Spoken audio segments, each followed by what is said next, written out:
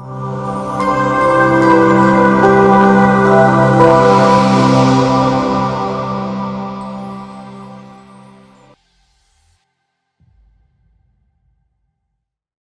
now, as you begin your journey,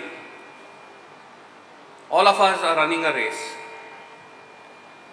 It's up to you to decide whether you want to run a 100-meter sprint, you want to run a marathon.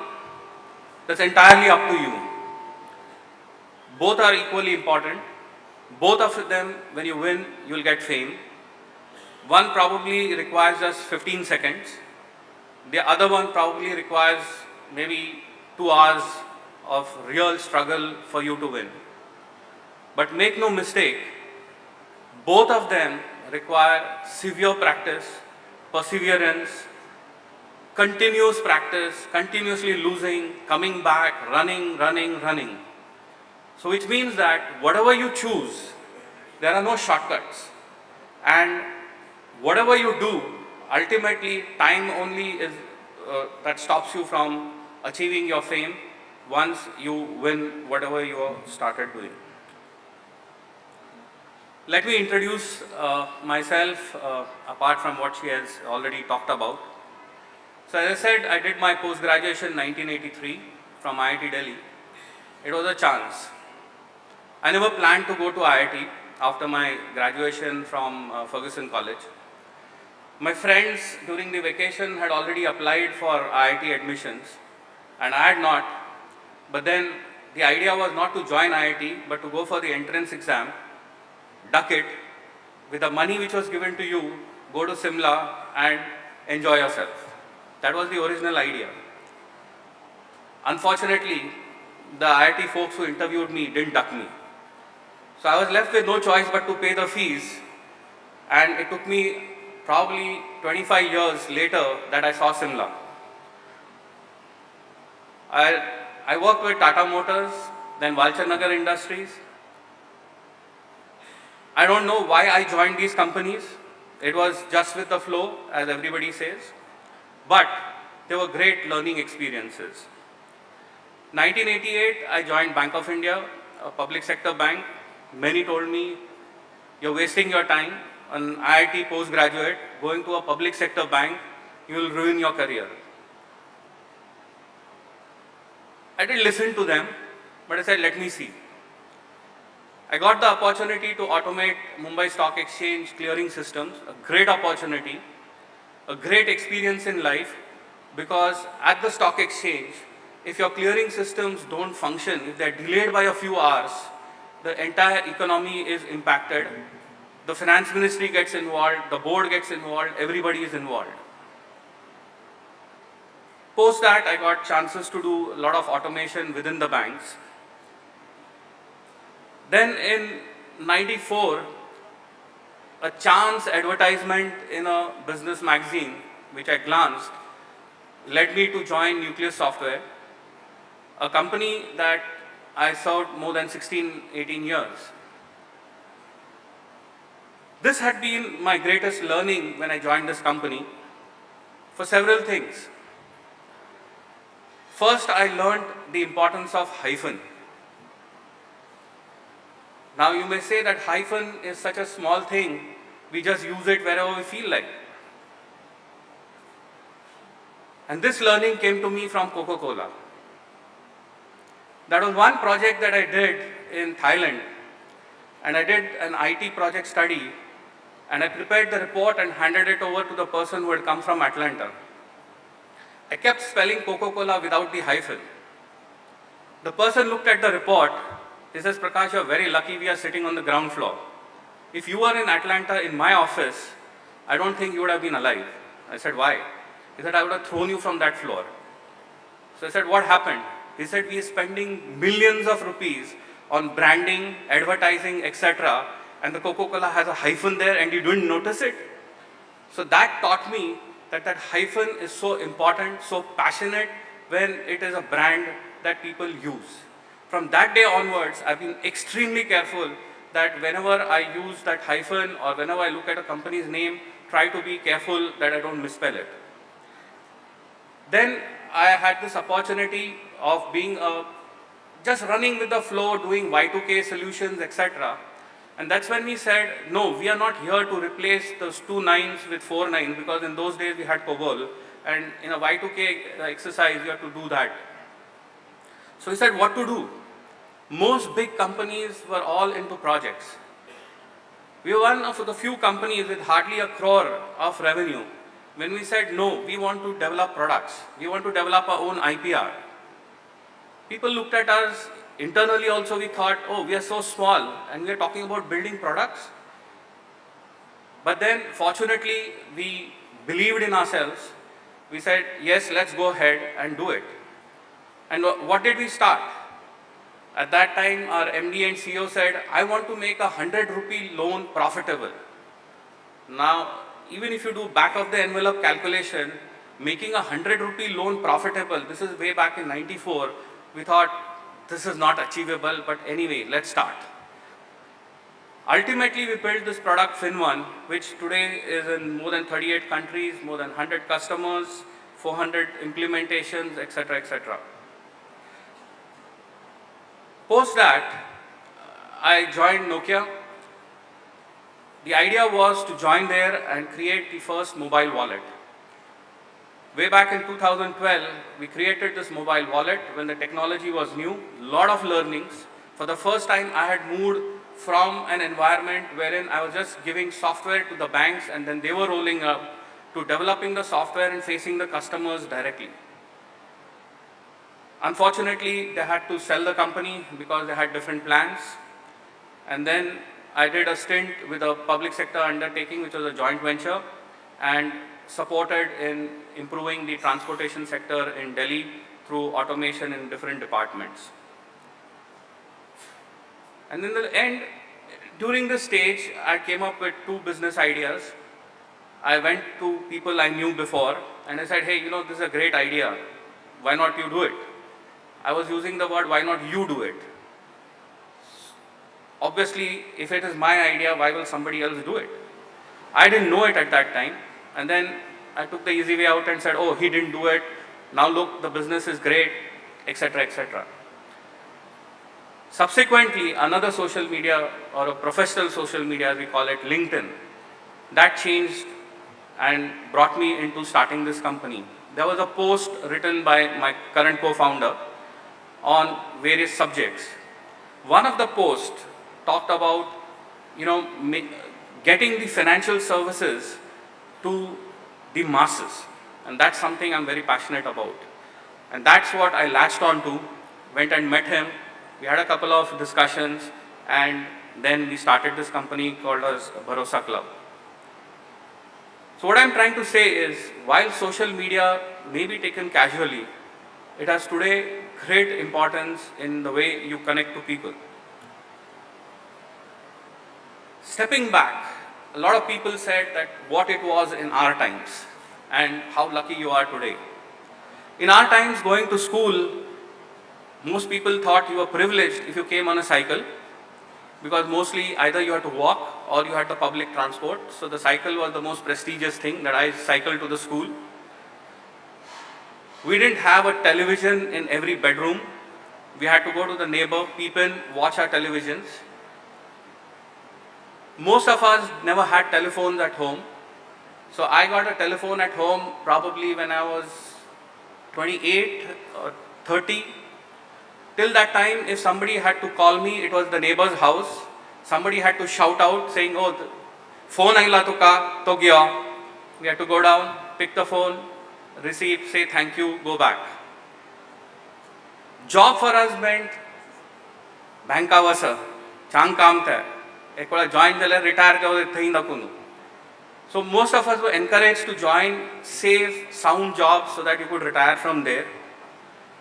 And if you tried to do a business of your own and you didn't succeed, people didn't take it very kindly at that time. You were discouraged, sort of. And getting a job after a failure was a little bit difficult because people thought, oh, he failed in his own business, how is he going to help me? Today things are not like this. People are encouraged in every respect. All these things have changed. Some things still are the same. like it was at that time, even today, many options are there in front of you, and each option goes in a different direction.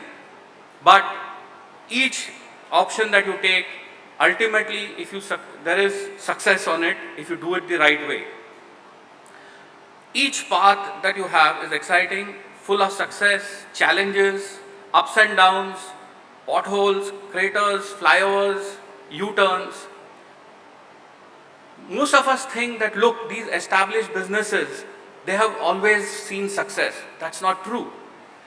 They have failed many times before they became successful. They have not got orders when they started.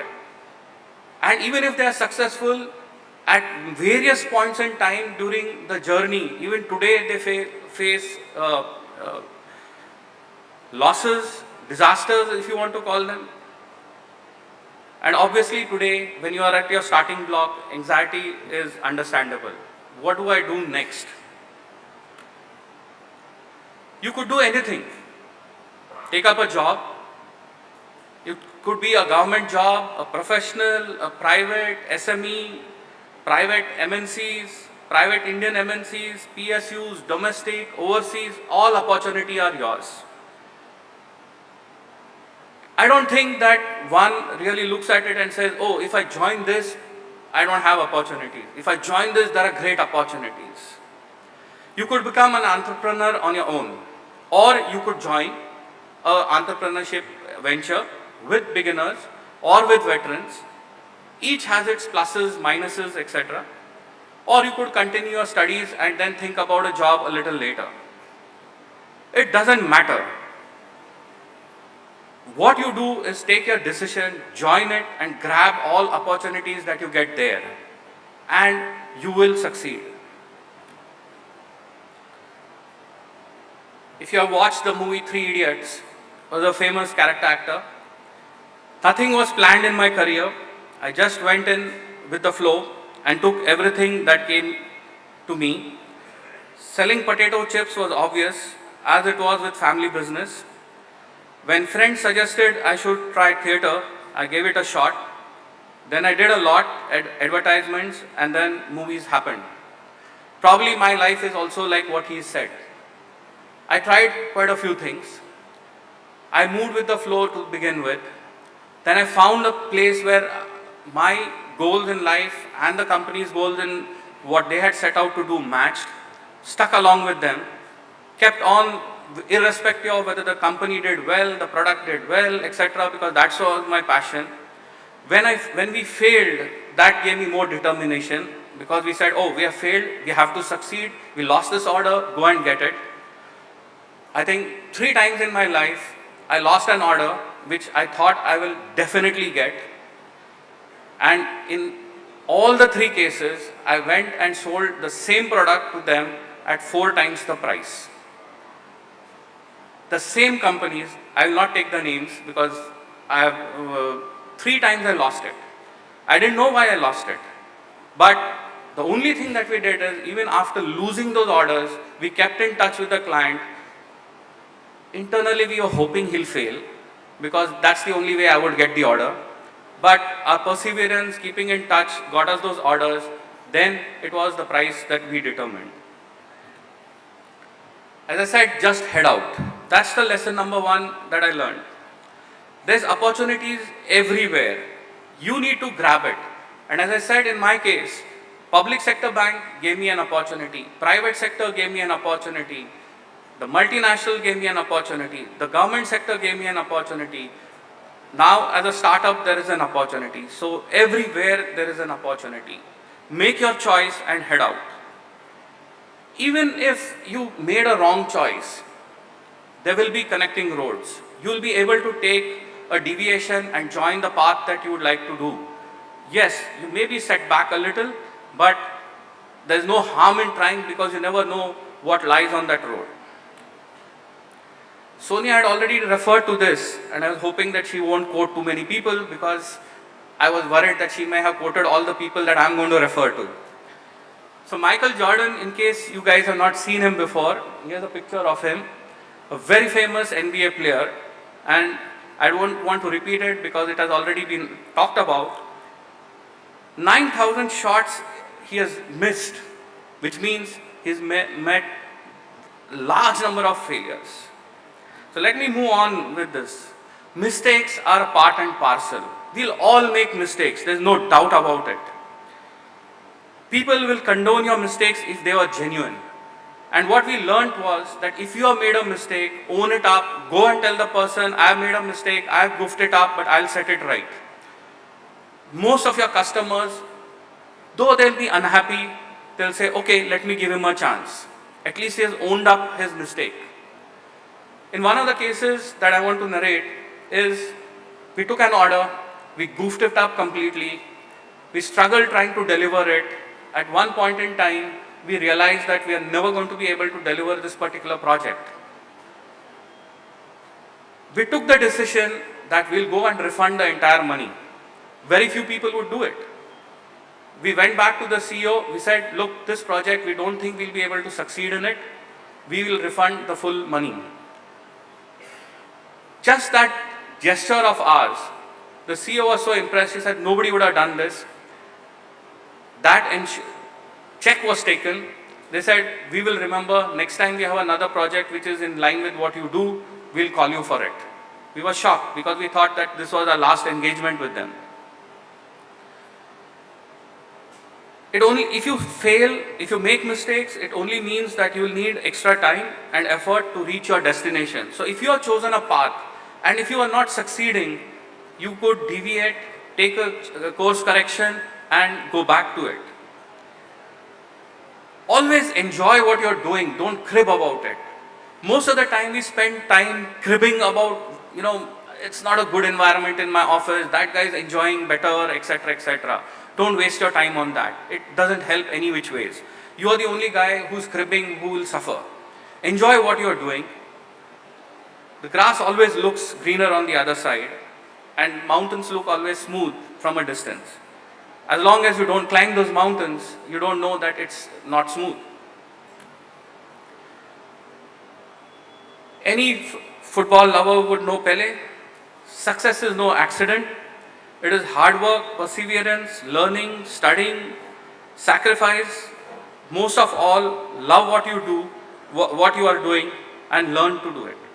Learning to do it. The earlier speakers have also talked about it. There is no substitute for perseverance. Start with an idea. Many times what happens is that we always think that if I have to start something, it has to be a complex stuff. That's not true. Even simple ideas which are there, it may be complex to implement it, but even simple ideas can be great business ideas. Start with them, whether they're simple or complex. You cannot do things alone. You have certain limited skill sets. You may be great at what you're doing. You need a team to succeed. There are various functions in a business, whether it is technology, finance, sales, marketing, HR. Try to get the best team, preferably people who are much brighter than you are, because that's the way only you will learn and you'll be able to create a better team. It's tough, but you need to do that. There's no point in collecting people who you know through relationships, etc. on a personal level. Always engage people in an organization on professional levels. Sell your ideas. This is the most difficult thing. As I said, twice I failed in selling my idea, otherwise I could have started a startup maybe 8 to 10 years ago. Once you start, you need to know that you will always be up against established players. There's no way you can not be up against established players. But that does not mean you don't start. Just to take names, a Yes Bank would not have been there if they kept on thinking that there is an ICICI Bank, there is an HDFC Bank, etc., etc. Yes Bank started much later, a Kotak Mahindra Bank started later, but they started, today they are in the leadership positions. So established players will be there. You will have to go and challenge them, and only then you will succeed. If you're scared of the established players, you're bound to fail. It is difficult because in the beginning, they have a brand, they have the muscle power, etc. and you have to claw every time and get onto it. All my life I have developed products, and that's what I know to do best. So if you're thinking of a product idea, many times we think that the whole product should be ready and only then I should come out into the market. That won't succeed. It takes too much time. You don't know whether the people really want your product the way it is, or once they experience it, they want changes. So what you do is, though you have a vision for a large product, start small. Do a few features, launch it, let people try it, let them give you feedbacks, and then again go back and keep enhancing it. Make sure that you constantly enhance your product and make sure that your customers are sticking to you, because they know that in the next near future you will come back with more product features. Getting the first break is always a challenge, because you are a newcomer, people don't know you, you don't have a track record. That's where a lot of relationships, networks that you have built in earlier days can help you, because they will at least give you a chance to listen to you just because you are known to them. Probably. There's no harm in using that. So keep trying within your networks to get the first break. That may not be the best break, but at least try for that. You'll also, when you're doing new startups, etc., you'll have to work a lot with regulators, because your ideas are going to be innovative. They're not what is there in the regulation today. You are always going to stretch the regulation a little to make new things. Classic cases, take Ola, Uber, etc. They have a challenge with the regulators because the way the regulations are formed. Now, if they don't go and work with the regulators and try to get the rules, etc., in modified, they can never succeed.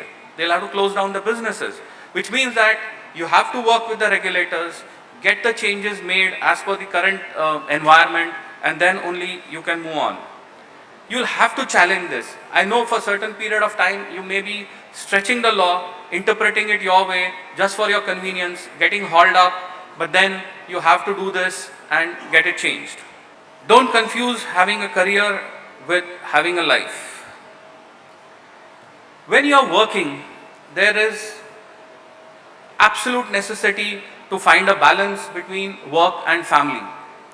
Probably it's the most easiest thing said, it's the most difficult thing to implement.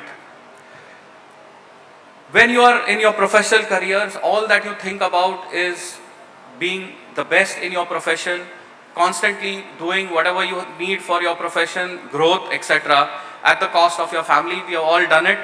We only know this in hindsight. So since this is sharing my experiences, I would certainly like to say that try and balance as much as you can between work and family. Here I would add one more element to it, that while you look at work, family, I would also add the community.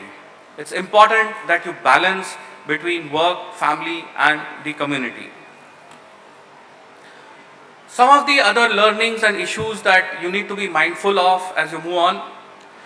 It takes years to build a reputation, and just one instance can tarnish it.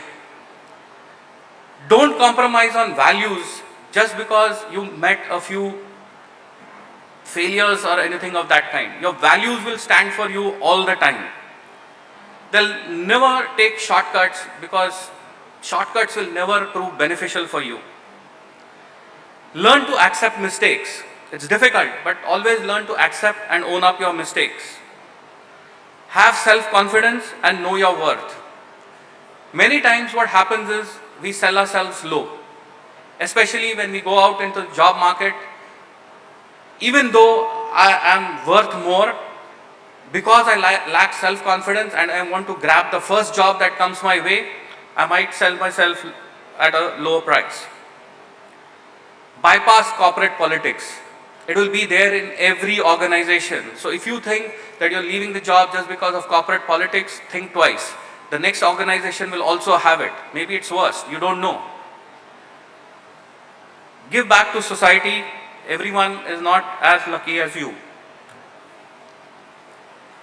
In today's world, be ready for job losses. They are part and parcel of it. There are occasions when you may lose your job. Don't worry about it, because you can't do much about it as long as you are working hard, you are qualified, you have the confidence, etc. You may not lose your job because you were not good at it. It may be because of changes in the environment. I had to move out of Nokia not because we were not having a great product. We had 1 million customers, but it was a corporate decision that they wanted to sell the business.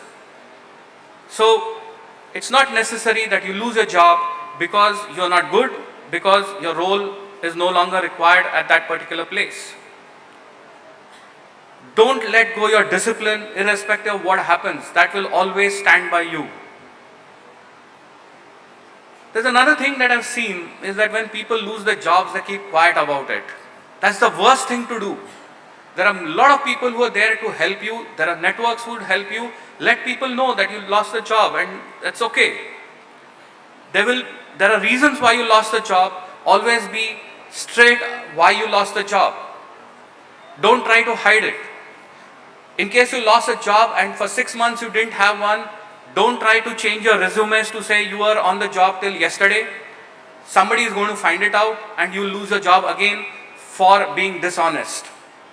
And I know that for sure because I sacked a person just because he manipulated his resume. So if you have lost your job, you're at home for a year, it's okay, say that, but be clear about it as to what did you do for that 1 year. People will determine that what did you learn in that 1 year that you were at home probably, or you did some other thing. Don't be a loner, always network. It's always good to build networks right from now. I know you have built an alumni association, that's a great thing because you'll always be in touch with people, they'll always be there to help you. Build that and spread that as much as you can, be part of various networks. Loners will always hit limits. You may be the best in your job technically, but if you're not a team player, you are going to hit limits wherein people will say, oh, he's an individual resource. So be careful with that. Networks are useful for opportunities of all kinds, whether it is to sell your product, to sell your ideas, to bounce back on things, for learning and different solution, and to always help others. If you help others, they will help you. So don't always expect that somebody will help you and you will not help the person. I have been conducting induction programs in my organization for several years. And one of the examples that I take, I would like to take it even here. Lesson number 5 was think quality and think global. Now here is a beautiful dress. I want people to estimate what the price of this could be. Any 3 or 4 people? Anybody can guess it. Just shoot out a price. 1 crore. Okay. Anybody else? Okay, Mr. Mohandas Pai says it's worth 1 crore. Okay, let's take that. 60,000. 60,000. Okay, fair enough. Now the next question. 600. Okay, fair enough. The next question. Sir, it's 600. 600. Okay. The next question. How many threads are there in this particular dress?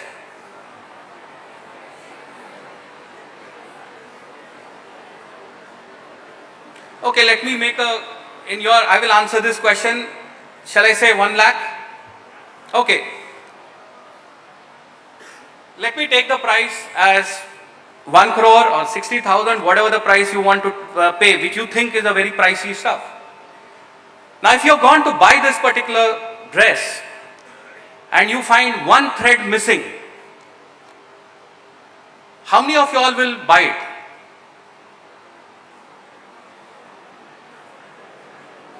In this audience, there is nobody who is ready to buy it. Just 1 thread missing. In 1 lakh threads, there is only 1 thread missing and you're not ready to buy it. Okay, let's have a discount sale on this. How many people are ready to buy? There are quite a few hands coming. Okay, so the boy out there, what price will you pay? How much discount do you want? Please stand up.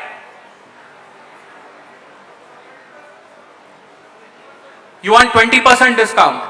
There's a hand at the back.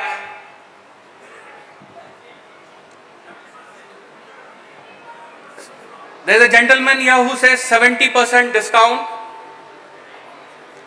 So there is one at 20, there is one at 70.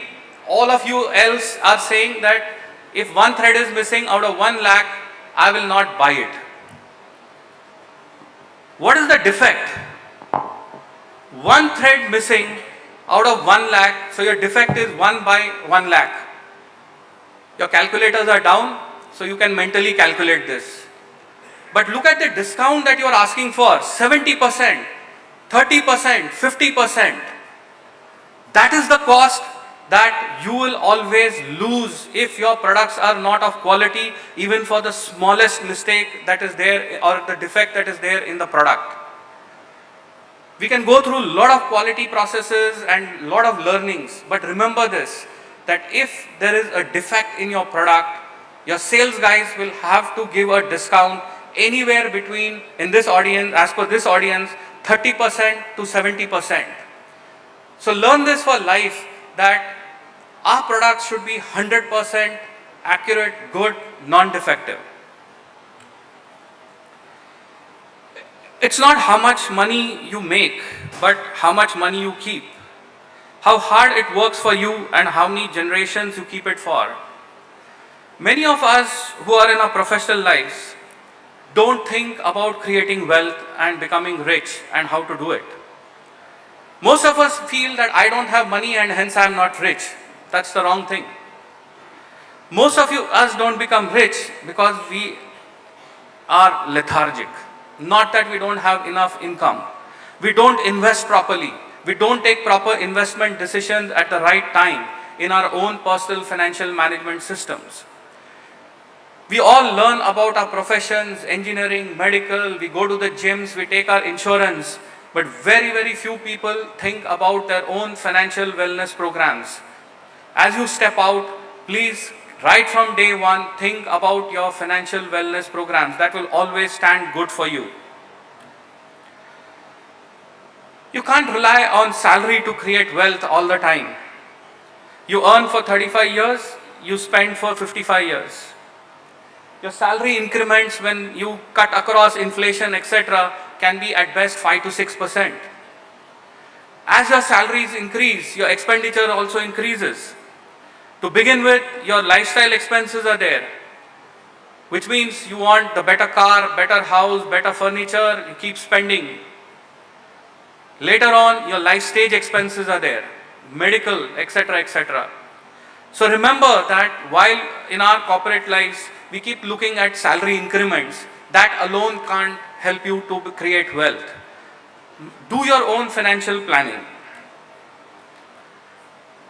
Most of us go through engineering, chartered accountancy, etc., etc., and we learn what we have learned there, but we forget one simple formula which was taught to us in Standard 8.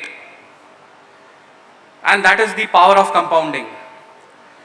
I would appreciate if every one of us remembers this power of compounding formula, because that's the way you can create wealth for yourself. And I've given you an example that if you just save 5,000 rupees a month and your returns are close to 15%, by the time you are the age of 60 and you start at the age of 25, you could have 6.08 crores. You can go to any calculator, try it out, you'll get the same results. If you start late, even if you lose 2 years, you will lose close to 2 crores. And if you're lazy enough and you don't do anything till the age of 35, that 5,000 rupees a month will only fetch you 1.46.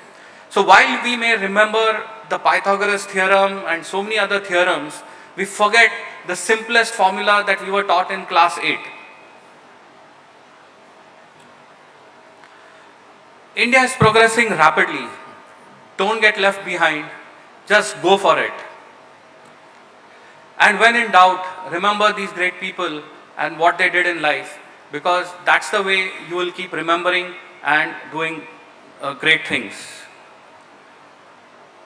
And lastly, hunt for it, an idea which can change the world, and wish you all the best and thank you.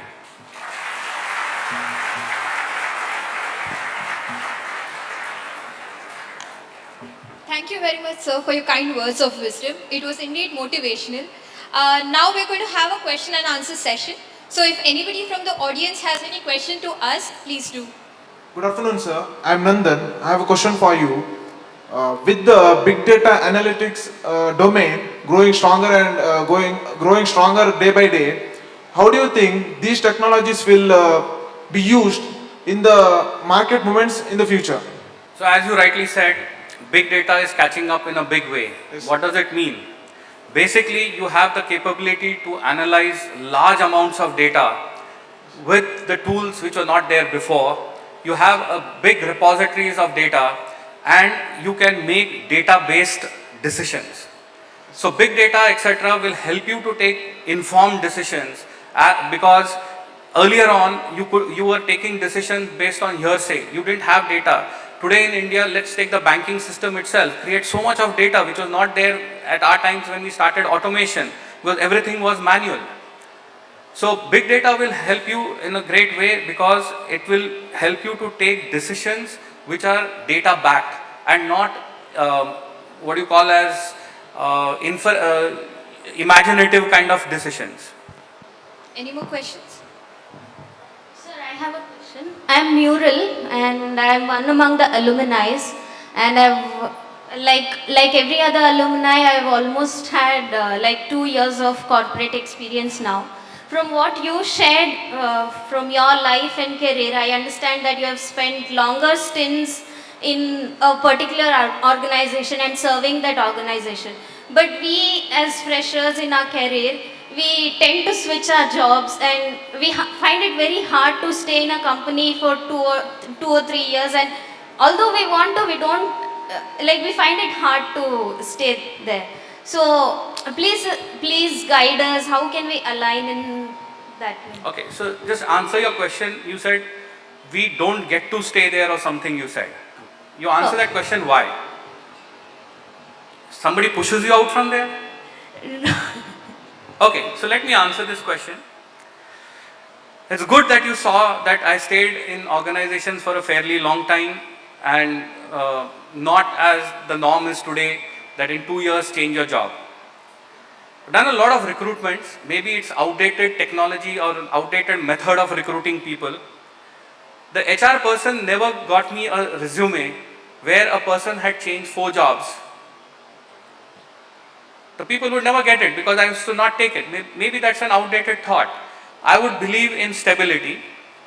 Now, you said that why did you stay at organizations so long? We don't stay at organizations too long. So, what would you advise us?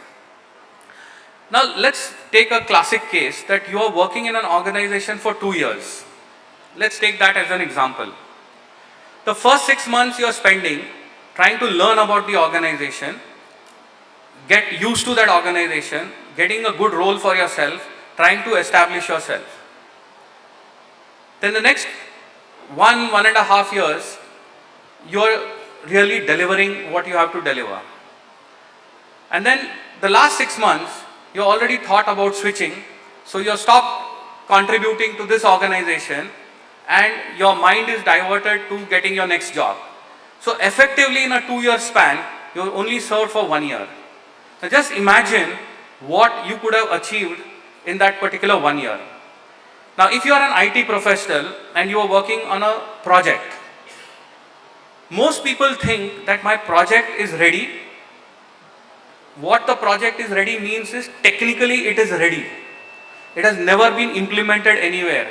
Nobody knows whether that will work or it will not work. And what you say that I have delivered, my project is over, now I want to learn something new. That's the biggest mistake most technology people make. The day you deliver your project to the user, that's the day when you'll start learning the maximum. Because irrespective of how good you are, when you implement that particular project, the project is going to come up with new learnings, new failures, some things which people never told you about, etc., etc., etc. And that's where you learn the business, that's where you understand how your product impacts the market, etc. So there's no point in developing a technical project and being happy about it unless the end users have actually experienced it and you have got a feeling of what difference you made with your product. Otherwise, all that you come to know is from your neighboring. Once you change your job, you ask your friends, what happened to the product that we were working on? And he'll only tell you a few good things or bad things depending on whether he's happy with the organization or not. So it's better that you work in an organization for a longer period, take a project to the end where the customers have used it, people have made a difference, the business has had its impact. That's when your entire learning will be complete. Thank you, sir. Any more questions? Hello, sir. Hello. Nowadays, most of the IT services are shifting from IT sector to the digital marketing and the automation side. So, what is your advice for me to learn new things and reskill myself if I have to stay here for a longer time in software side? No, can you repeat your question? IT services are shifting towards the digital marketing and the automation sector. So, should I reskill myself, or what should I learn to stay longer in the software industry? If you are in the software industry, the question that today there is a new technology, should I learn it to keep myself alive or not, is a meaningless question. As long as you are in the IT industry, study every single day. Technology keeps changing. This technology will be there for 18, 19, 20 months. A new technology will come in that will start taking precedence. So if you think that, okay, I learned digital marketing, I did digital technology, then I'm done for life, you are not. So if you want to be in the IT sector, then you have to continuously, till the day you probably retire, you have to be on top of technology, keep learning, keep learning, keep learning. There's no end to it. Thank you, sir.